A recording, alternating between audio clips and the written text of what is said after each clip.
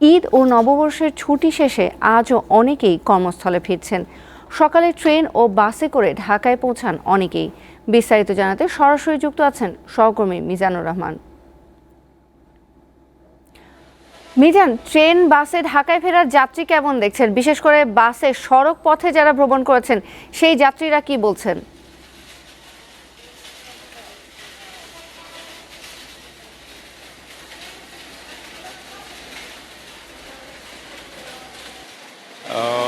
আমি তো আসলে কমলাপুরে আছি। কিছুক্ষণ আগে বিভিন্ন বাস কাউন্টার ঘুরে এসেছি। সেখানে দেখেছি মানুষের একটা ভিড় ছিল।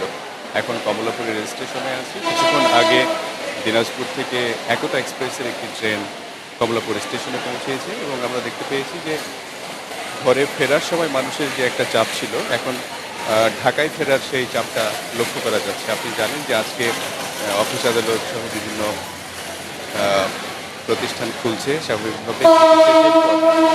কর্মদিবসের প্রথমে মানুষজন আসছে। সকাল থেকে কমলাপুর রেল স্টেশনে বেশ কয়েকটি ট্রেন এসেছে। আমরা ঈদের আগে বাড়ি ফেরা মানুষের যেরকম একটি নির্বিঘ্ন যাত্রা দেখেছিলাম রেল স্টেশন থেকে,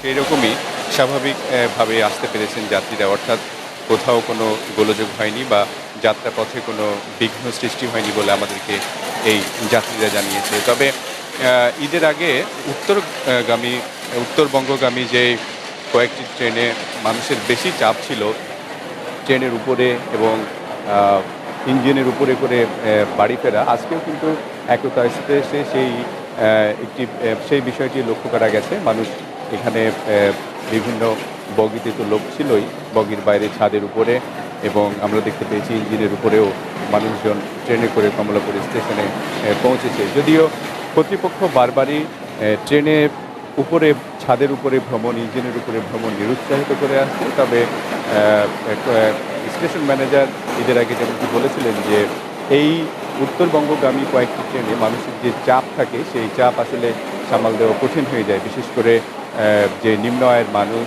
বিশেষ করে তৈরি পোশাক খাতের সাথে জড়িত পোশাক শ্রমিকরা, অন্যান্য যে সমস্ত শ্রমজীবী কর্মজীবী মানুষ আছে, তাদেরকে কোনোভাবেই মানে নিরুৎসাহিত করা যায় না। বিভিন্নভাবে উদ্যোগ নেওয়ার পরেও তারা ব্যর্থ হয়েছে।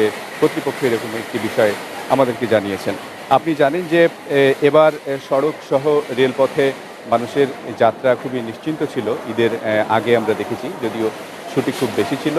আজকে কর্মস্থল খুলেছে, বাড়ি ফেরার পরে আজকে থেকে মানুষ আবার এই কর্মব্যস্ত ঢাকায় ফিরতে শুরু করেছে। এখন পর্যন্ত ফেরার পথে যাত্রাও খুব সুন্দর এবং স্বাভাবিক হয়েছে। কিছুক্ষণ পরে হয়তো আমরা রেল স্টেশন ম্যানেজারের সাথে হয়তো কথা বলতে পারবো, তখন আরও বিস্তারিত তথ্য আমরা জানাতে পারবো। তো এই ছিল আমার কাছে কমলাপুর রেল স্টেশন থেকে সর্বশেষ তথ্য।